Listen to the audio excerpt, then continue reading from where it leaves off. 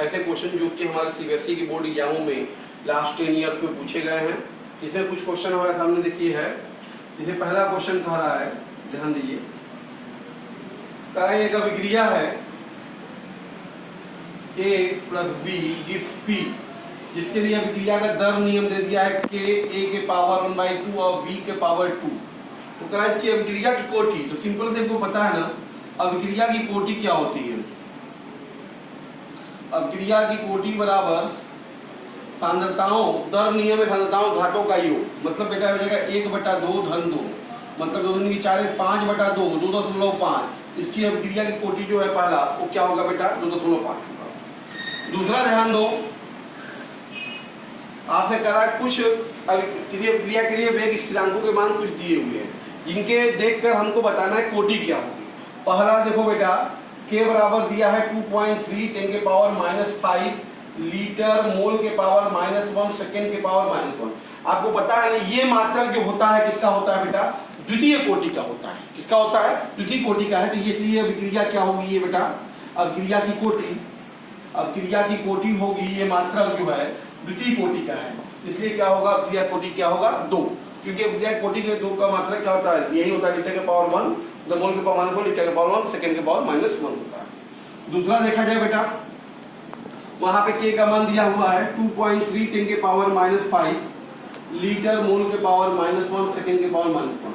आपको पता है ये भी मात्रक क्या है, इसका है सेकेंड कोटि का है, द्वितीय कोटि की अभिक्रिया का है, इसलिए यहाँ पर भी अभिक्रिया की कोटि क्या होगी, अभिक्रिया की कोटि होगी बेटा 2, क्या होगी 2, क्योंकि ये मात्रक जो है सेकेंड कोटि का होता है। तीसरा अगर देखा जाए बेटा, K का मान दिया है 3.0 10 के पावर -4 सेकेंड के पावर -1। तो अभिक्रिया की कोटि होता है ना सेकेंड के पावर -1 किस कोटि का होता है बेटा, प्रथम कोटि का होता है। इसका होता है प्रथम कोटि का होता है, इसलिए ये मात्रक किस कोटि का होगा, प्रथम कोटि की अभिक्रिया का होगा, इसलिए इस अभिक्रिया कोटि क्या होगी 1 होगी। चौथा देखते हैं बेटा, K का मान दिया है 1.2 10 के पावर -5 लीटर के पावर -1 मोल और सेकेंड के पावर -1 है। ये देखो क्या है, मोल पर लीटर पर सेकेंड के पावर -1, किसका होता है बेटा, शून्य कोटि की अभिक्रिया का मात्रक होता है, इसलिए ये अभिक्रिया कोटि क्या होगी बेटा, इसका अभिक्रिया की कोटि क्या होगी बताओ, ये मात्रक किसका होता है शून्य कोटि का, तो अभिक्रिया कोटि क्या होगी इसके लिए, इस मात्रक के लिए बेटा शून्य होगा। क्लियर बेटा, इससे मात्रक को देखकर भी हम लोग आपको बताया था मात्रक के आधार पर भी कोटि का निर्धारण हम कर सकते हैं। क्लियर है बेटा। क्वेश्चन दिया कि अभिक्रिया 2NO + Cl2 + 2NaCl के लिए 263 केल्विन पर ये डाटा कुछ आपको दिया हुआ है बेटा। हाँ, तो यहां से अगर हम देखें तो करा इसके अनुसार वेग नियम लिखिए, वेग स्थिरांक का मान और मात्रक, और चौथे एक्सपेरिमेंट में दर बताना है। तो मैंने बताया इस तरह सवाल सॉल्व भी करना होता है तो हमेशा पहले से ही मान लेते हैं कि रेट R बराबर K कंसंट्रेशन ऑफ NO के पावर मान लेते हैं अल्फा है और Cl2 के पावर क्या है बीटा है, और डाटा के अनुसार सबका मान लेते चलते हैं बेटा। पहला देखो R कितना है 0.6 है बराबर K, NO का मान बेटा कितना है 0.15 के पावर अल्फा, और Cl2 का मान बेटा कितना है 0.15 है और बीटा समीकरण नंबर 1। दूसरा का बेटा 1.20 K अल्फा का मान 0.15 है और अल्फा, और बीटा का मान देखो बेटा Cl2 का मान है 0.35 है और बीटा, समीकरण नंबर हो गया 2। ठीक है। तीसरा का देखते हैं बेटा, ये है 2.40 और K NO का मान है बेटा 0.30 और अल्फा, ये मान है बेटा 0.15 और बीटा, समीकरण नंबर 3। क्लियर है बेटा। देखो सबसे पहले क्या करते हैं हम लोग, ये सेम है तो भाग देते हैं।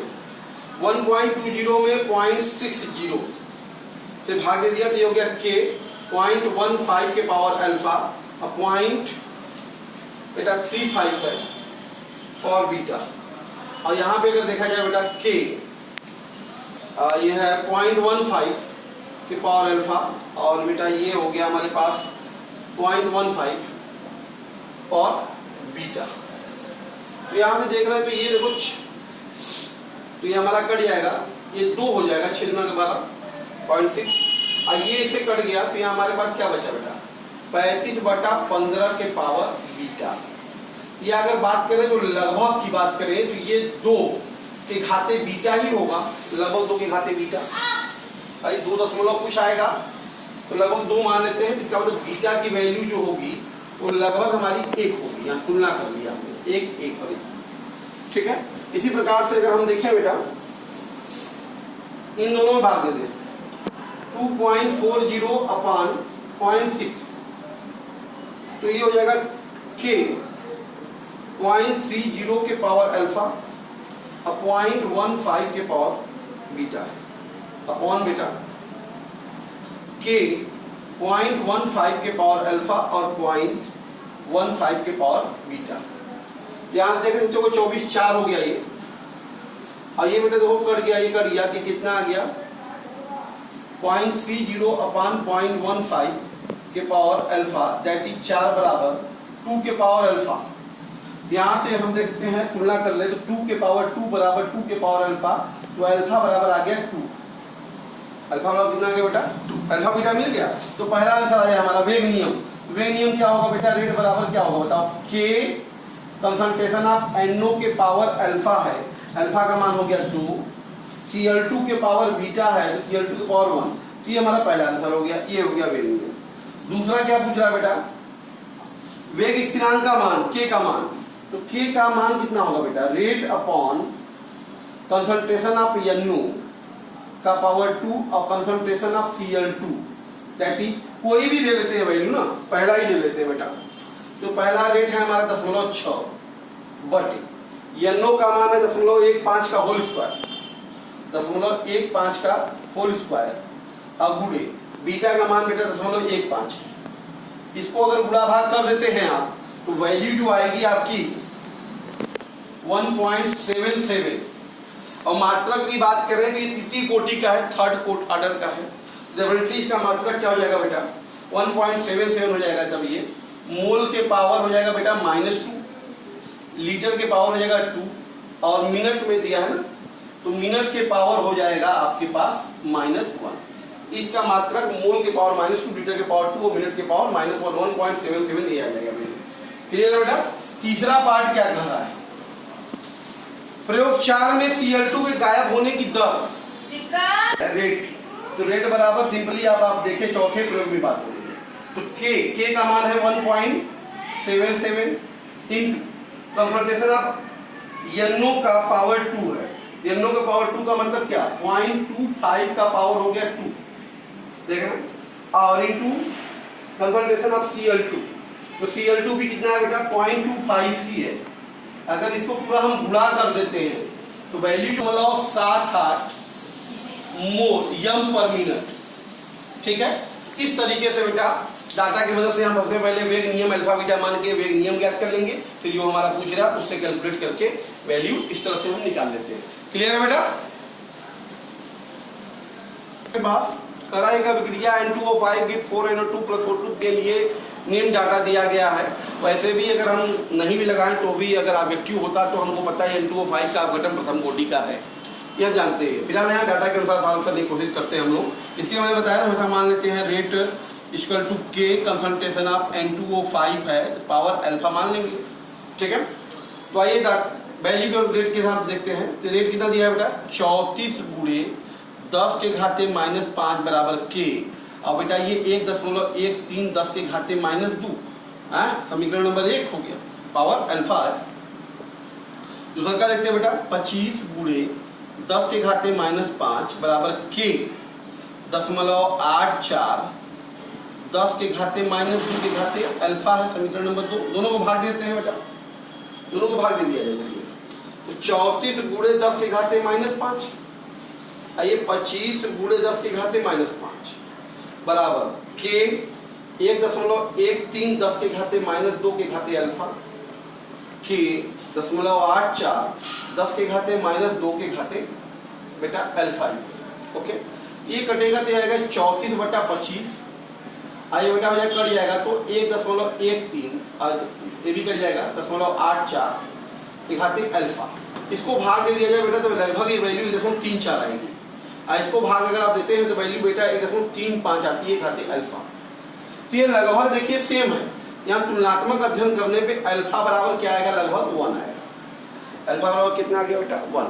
इसलिए अभिक्रिया की कोटि पहला हो गया, अभिक्रिया की कोटि कितनी आ गई बेटा, 1 आ गई। प्रथम कोटि का है। दूसरा कह रहा है वेग नियम लिखिए।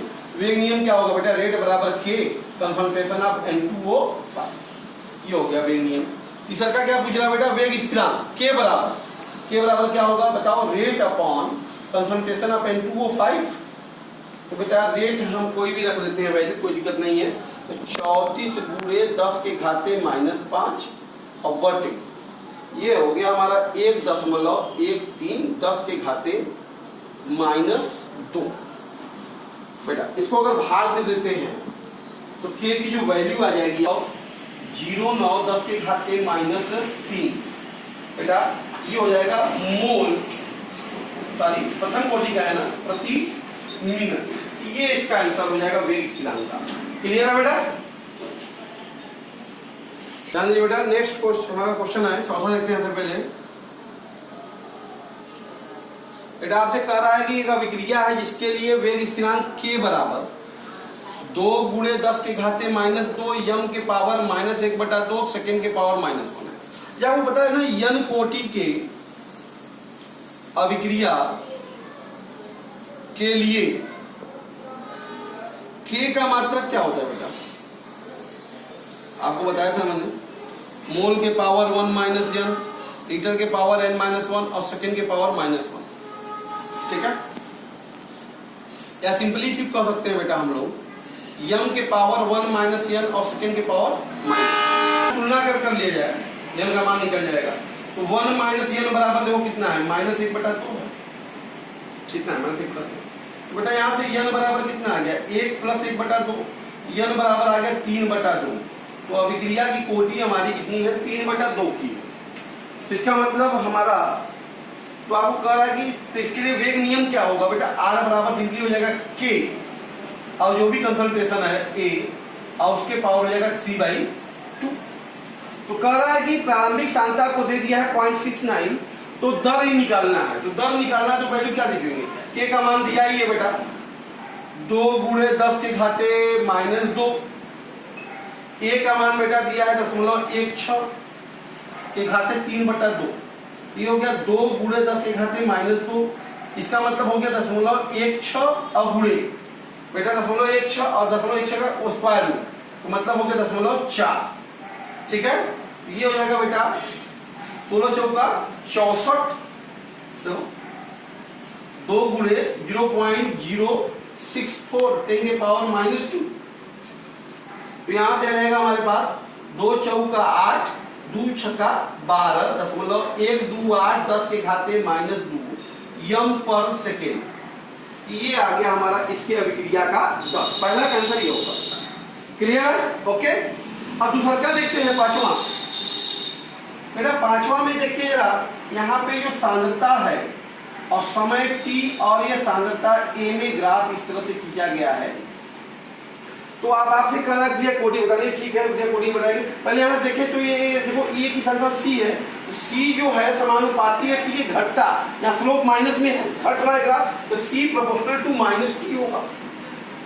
c प्रोपोर्शनल ग्राफ देखो, c प्रोपोर्शनल -t, तो c equal to definitely -kt आएगा कि नहीं आएगा, c बराबर क्या आएगा यहाँ पे -kt। तो यहाँ से अगर हम देखें तो बेटा अगर हम बात करते हैं तो ये हो जाएगा हमारा फार्मूला, अगर फॉर्म dc/dt अगर देखते हैं कि भाई दर चाहिए कोटि जानने के लिए, तो dc/dt क्या हो जाएगा -k।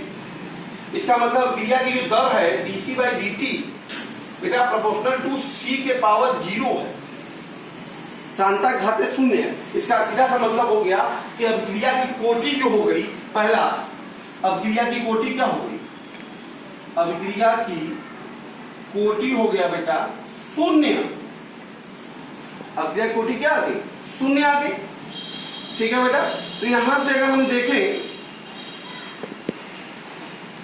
तो इस तरह का रिलेशन हमको मिल रहा है यहाँ पे बेटा, तो सी अभिक्रिया का कोटि 0। आपको बताया दूसरा पॉइंट करा, समय के लिए व्यंजक अभिक्रिया अगर पूर्ण होती है, आपको बताया था मैंने कि 0 कोटि की अभिक्रिया का समीकरण, 0 कोटि के अभिक्रिया का समीकरण अभिक्रिया का समीकरण क्या होगा बेटा, बताया था मैंने, कंसंट्रेशन ऑफ ए बराबर माइनस के टी और plus concentration of A not.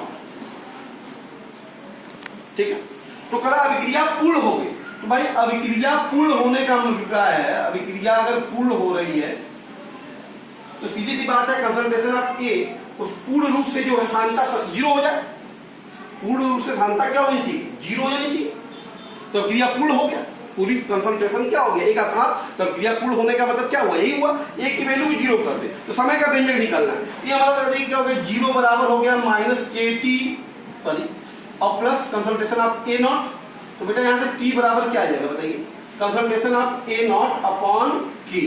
ये होगा अभिक्रिया के पूर्ण होने पर, अभिक्रिया के पूर्ण होने के लिए समय का व्यंजक समय बराबर ए नॉट बाई के होगा। इस समय पर अभिक्रिया क्या हो जाएगी हमारी, क्या होगी बेटा, पूर्ण हो जाएगी। क्लियर है बेटा।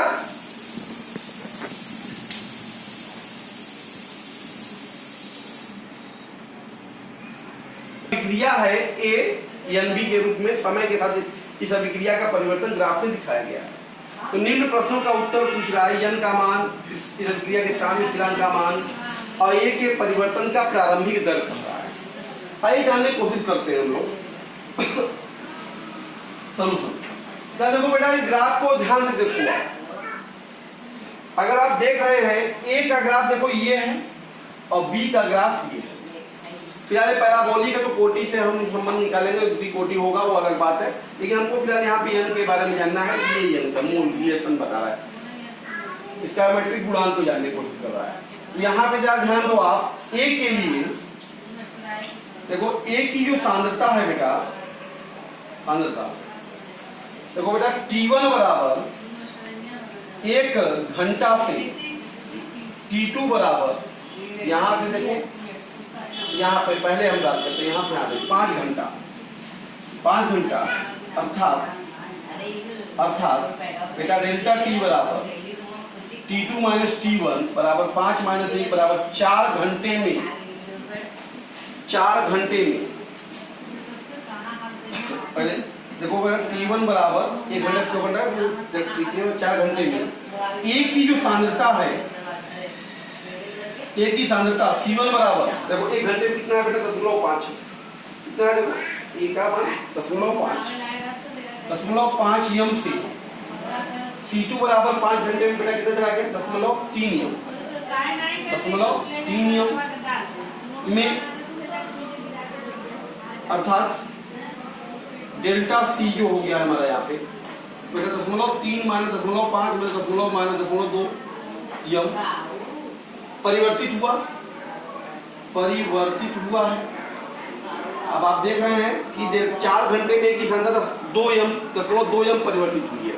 उसी 4 घंटे में जरा बी का परिवर्तन हम देखते हैं, बी की सांद्रता बेटा C1, 1 घंटे में बी की सांद्रता कितनी है ध्यान दो बेटा, यहाँ पे मतलब 0.2 होगा, 0.2 यम से C2 बराबर 5 घंटे में बेटा कितना गया है बी वाला, देखो 5 घंटे में बी वाला ग्राफ कहाँ गया, यहाँ पे 0.6 गया है, कितना गया है 0.6 यम।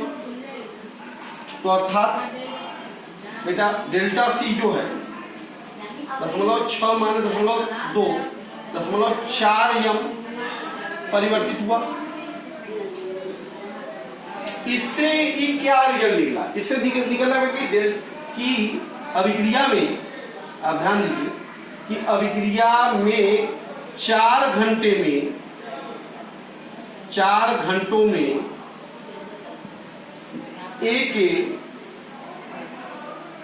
बी का जो सांद्रता परिवर्तन है बेटा, बी का सांद्रता परिवर्तन सांद्रता परिवर्तन का क्या है बेटा, देखो 0.4 0.2 2 गुना है, कितना है 2 गुना है, इसलिए बेटा n बराबर क्या होगा 2 होगा, n बराबर 2 होगा। तो ये पहला आंसर हो गया, n बराबर कितनी वैल्यू होगी 2। तो इस आपके अगर हम बात करते हैं तो जो रिएक्शन हो जाएगा हमारा, तो रिएक्शन अब हमारा हो जाएगा A चेंजिंग टू B जैसा हो गया। देखिए ये इसके लिए पूछ रहा है आपसे, क्या कर रहा है साम्य स्थिरांक का मान, इसके लिए अगर हम केसी लिखे तो क्या होगा, कंसंट्रेशन ऑफ बी का पावर 2 अपॉन कंसंट्रेशन ऑफ ए, ये होगा व्यंजक राशि के लिए नियम से। तो बेटा हम ले लेते हैं, चलिए प्रारंभिक सांद्रता लेते हैं बी का। हमें पर देखें अभिक्रिया की दर, देखो ये समान, देखो यहाँ से हो रही है, यहाँ पर जो ये जो सांद्रता है ये रेखा हमारी किसकी, ए की है। तो कंसंट्रेशन ऑफ ए हमारा कितना है बेटा, 0.3 है, 0.3 नियम है। और कंसंट्रेशन ऑफ बी कितना है बेटा हमारा साम्य पर, देखो ये कितना 0.6 यम है साम्य पर। केसी निकालना है तो केसी बराबर कितना आएगा बेटा हमारे पास 0.6 का होल स्क्वायर और बटे 0.3। तो बेटा ये हो गया हमारे पास 0.6 गुणे 0.6 बटे 0.3। तो इसका मतलब आ गया 3 गुना के 6, 2 छक्का 12, 1.2 आएगा। कितना है साम्य स्थिरांक का मान बेटा 1.2। तो साम्य स्थिरांक को मिल गया केसी का मान। अब तीसरा का पार्ट देखते हैं बेटा,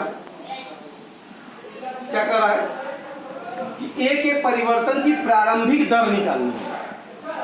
तो बेटा माइनस dA/dt ये पूछा है। तो ए की प्रारंभिक सांद्रता परिवर्तन 1 घंटे में अगर बात करें, ए का ग्राफ अगर आप देखें बेटा तो 0.6 0.5 हो रहा है। देखो 1 घंटे में कितना है, यहाँ पे देखो लगभग 0 पे देख लो 0.6 है, टच कर रहा है 0.6। तो 0.6 माइनस 0.5 बटे 1। तो बेटा कितना आ गया प्रारंभिक इसकी दर 0.1 यम प्रति घंटा। ठीक है बेटा, ए के परिवर्तन की जो प्रारंभिक दर है 0.1 मोल एम प्रति घंटा है और इसका यम का मान 2 है और केसी का मान ये है। ये ग्राफ से क्लियर है बेटा। ओके, एक कुछ क्वेश्चन दिया आपके सामने, कुछ ग्राफ दिए हुए हैं, इन ग्राफों में अभिक्रिया कोटि बतानी थी। यहाँ सभी ग्राफ आप देख रहे हैं कि अभिक्रिया के अर्धायु प्रारंभिक सांद्रता में दिया हुआ है। आपको बताया था मैंने 90 कोटि के लिए, 90 कोटि के लिए बेटा अर्धायु जो होता है प्रोपोर्शनल टू ए के पावर 1 माइनस n होता है। बेटा याद करिए, 0 ऑर्डर के लिए proportional to A, first order के लिए 0, सेकेंड ऑर्डर के लिए -1, इस तरह से होता है। तो इस आधार पे अगर हम बात करें पहला फिगर अगर हम देखें तो ये सरल रेखा है, जिसका मतलब ये जो संबंध है t half proportional to a है, t half proportional to a। तो यहां से अगर हम तुलना करें बेटा तो n 1 माइनस n बराबर कितना हो गया, 1 हो गया। तो यहां से बेटा तो n बराबर कितना आ जाएगा 0, इसका हो जाएगा 0। इसका मतलब सीधी सी बात है। तो बेटा ये हमारा जो है ये पहला फिगर जो है वो कौन सा है, शून्य कोटि का है। कौन सी अभिक्रिया है बेटा, शून्य कोटि की अभिक्रिया है, अभिक्रिया। क्लियर हो गया बेटा। दूसरा देखते हैं, सेकेंड में देखिए हमने बताया जिधर ओपनिंग होती है उसकी 1 घात और उसके उधर क्या 2 घात। इसका दूसरा फिगर में टी हाफ का स्क्वायर होगा proportional to A, T half का स्क्वायर होगा प्रोपोर्शनल टू ए बेटा। इसका मतलब हो जाएगा T half proportional to A के पावर 1/2। तो तुलना करते हैं इससे, ये 1 माइनस n बराबर कितना होगा, 1/2। 1 माइनस n बराबर क्या होगा, 1/2। n बराबर बेटा कितना होगा, 1 माइनस 1/2। n बराबर कितना होगा, -1/2। सॉरी 1 माइनस 1/2 है तो 1/2 होगा। तो इसका मतलब दूसरा जो फिगर है इसमें अभिक्रिया की कोटि क्या हो गई, अभिक्रिया की कोटि बेटा कितना हो गया, 1/2 हो गया। तीसरा का देखते हैं बेटा हम लोग, तीसरा का फिगर, यहाँ ओपनिंग की दर बेटा टी हाफ की तरफ। इसका मतलब ये ग्राफ जो है T half proportional to A square, T half proportional to क्या है, ए स्क्वायर।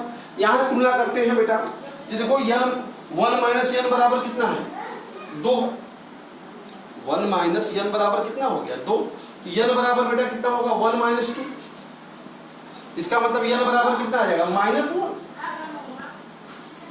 n बराबर कितना आ जाएगा, -1। इसका तीसरा फिगर जो है इसमें अभिक्रिया की कोटि क्या है, अभिक्रिया की कोटि बेटा कितना है, तीसरे फिगर में -1 हो गई।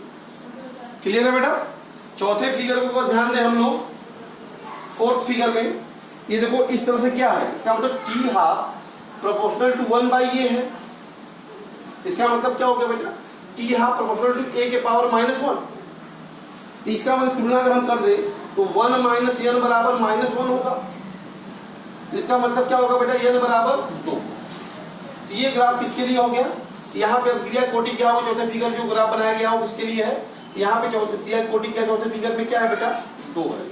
ठीक है, तो पहला वाला फिगर जो है बेटा 0 कोटि का है, दूसरा फिगर जो है 1/2 कोटि का, तीसरा फिगर -1 कोटि का, और चौथा फिगर ग्राफ वाला जो है वो 2 कोटि का। क्लियर है बेटा। नेक्स्ट क्वेश्चन है हमारे पास, 2 क्वेश्चन दिया है, पहला देखते हैं पहले। करेगा अभिक्रिया, इसके लिए दर दे दिया है कि कंसंट्रेशन ऑफ ए के पावर 2 कंसंट्रेशन ऑफ बी के पावर 1/2। कहा एक यदि ए की सांद्रता अधिकता में ले लिया जाए, अधिकता में ले लिया जाए बेटा, जब कभी भी किसी की सांद्रता अगर अधिकता में ले लेते हैं तो बेटा अभिक्रिया की जो दर होती है, अभिक्रिया की जो दर होती है वह ए की सांद्रता से या उसकी जिससे भी होगा सांद्रता से मुक्त हो जाती है, मुक्त हो जाती है।